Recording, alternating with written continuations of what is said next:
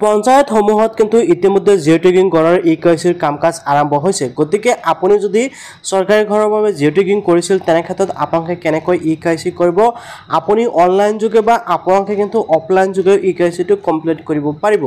গতিকে আপুনি যদি চৰকাৰী ঘৰ এখন লাভ কৰিব বিচাৰে ভিডিঅ'টো সম্পূৰ্ণকৈ চাব, লগতে ভিডিঅ'টো ভাল পালে নিশ্চয় লাইক কৰি চেনেলটো ছাবস্ক্ৰাইব কৰিব আগন্তুক দিনত এনেকুৱা গুৰুত্বপূৰ্ণ ভিডিঅ'সমূহ লাভ কৰিবলৈ। আৰু এই ভিডিঅ'টো যদি আপুনি ফেচবুকত চাই আছে তেনে ক্ষেত্ৰত পেজটো ফ'ল' কৰি ভিডিঅ'টো এটা শ্বেয়াৰ মাৰিবলৈ পাহৰি নাযাব। যে নহওক ফ্ৰেণ্ডসকল, এতিয়া মই আপোনালোকক জনাই দি আছোঁ, যদি আপোনালোকে ইতিমধ্যে চৰকাৰী ঘৰৰ বাবে জিঅ' টেগিং কৰিছিল তেনে ক্ষেত্ৰত আপোনালোকে এতিয়া ইকেৱাইচিটো কেনেকৈ সম্পূৰ্ণ কৰিব পাৰিব।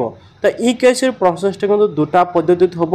প্ৰথমটো হ'ল যে আপোনালোকে কিন্তু আপোনালোকৰ ঘৰত চৰকাৰৰ তৰফৰ পৰা যিসমূহ নেকি কৰ্মী নিয়োগ কৰিছে, অৰ্থাৎ আপোনালোকৰ ঘৰে ঘৰে গৈ কি কৰিব, জিঅ' টেগিঙৰ ঘৰসমূহ ইকেৱাইচি কমপ্লিট কৰি দিব। অ'কে, অৰ্থাৎ আপুনি ক'তো নোযোৱাকৈ আপোনালোকৰ ঘৰত চৰকাৰৰ তৰফৰ পৰা যিসকল কৰ্মীক নিয়োগ কৰিছে সেইসকলে যাব আৰু আপোনালোকৰ ভেৰিফিকেশ্যনটো কমপ্লিট কৰাই দিব বা ইকেৱাইচিটো কমপ্লিট কৰাই দিব।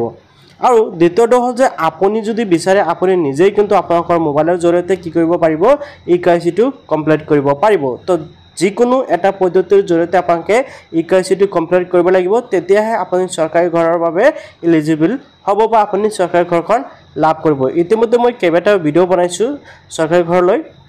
যে নহওক, এতিয়া আজিৰ এই ভিডিঅ'টোৰ মূল বিষয়টো হ'ল যে আপোনালোকে কেনেকৈ ইকেৱাইচিটো কমপ্লিট কৰাব পাৰিব সেই বিষয়ে। যে নহওক, মই প্ৰথমটো আপোনালোকক কৈছোঁ যে আপোনালোকে অফলাইন যোগে অৰ্থাৎ আপোনালোকৰ ঘৰত চৰকাৰী কৰ্মীসকলকৈ ইকেৱাইচি কৰিব। দ্বিতীয়টো হ'ল যে আপোনালোকে কি কৰিব, নিজে মোবাইলৰ জৰিয়তে ইকেৱাইচি কৰিব পাৰিব।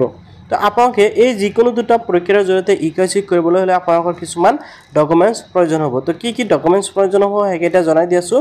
চৰকাৰী ঘৰৰ ইকেৱাইচিটো কমপ্লিট কৰাৰ বাবে, জিঅ' টেগিং ঘৰৰ ইকেৱাইচিটো কমপ্লিট কৰাৰ বাবে আপোনালোকৰ এই তিনিটা ডকুমেণ্টছ অতিকৈ প্ৰয়োজন হ'ব। প্ৰথমটো হ'ল পৰিয়ালৰ প্ৰতিজন সদস্যৰ আধাৰ কাৰ্ড প্ৰয়োজন হ'ব, অৰ্থাৎ আধাৰ কাৰ্ডসমূহ প্ৰয়োজন হ'ব। দ্বিতীয়তে এনৰেগা জব কাৰ্ড, অৰ্থাৎ আপোনালোকৰ জব কাৰ্ড থাকিব লাগিব। তৃতীয়টো হ'ল আধাৰ সংযোজিত বেংক একাউণ্ট, অৰ্থাৎ আপোনালোকৰ বেংক একাউণ্টতে আধাৰ লিংক থকা বেংক একাউণ্টৰ প্ৰয়োজন হ'ব। তো এইকেইটা ডকুমেণ্টছ কিন্তু আপোনালোকৰ প্ৰয়োজন হ'ব। আপোনালোকে নিজে কৰিলেও প্ৰয়োজন হ'ব অথবা আপোনালোকে যদি চৰকাৰী কৰ্মীৰ জৰিয়তে কৰে তথাপিও প্ৰয়োজন হ'ব। এতিয়া এইকেইটা ডকুমেণ্টছ আপোনালোকে ৰেডি কৰি ৰাখিব।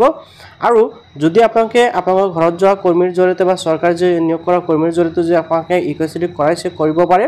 যদি কৰোৱা নাই বা আপোনালোকে নিজে মোবাইলৰ জৰিয়তে কৰিব বিচাৰে তেনে ক্ষেত্ৰত নিশ্চয় কমেণ্টত জনাব। মই নেক্সট ভিডিঅ'ত অৰ্থাৎ অহাকালিলৈ আন এখন ভিডিঅ'ৰ জৰিয়তে দেখুৱাম যে আপোনালোকে আপোনাৰ হাতত থকা মোবাইলৰ জৰিয়তে কেনেকৈ জিঅ' টেগিং ঘৰসমূহ ইকেৱাইচি কমপ্লিট কৰাব পাৰিব।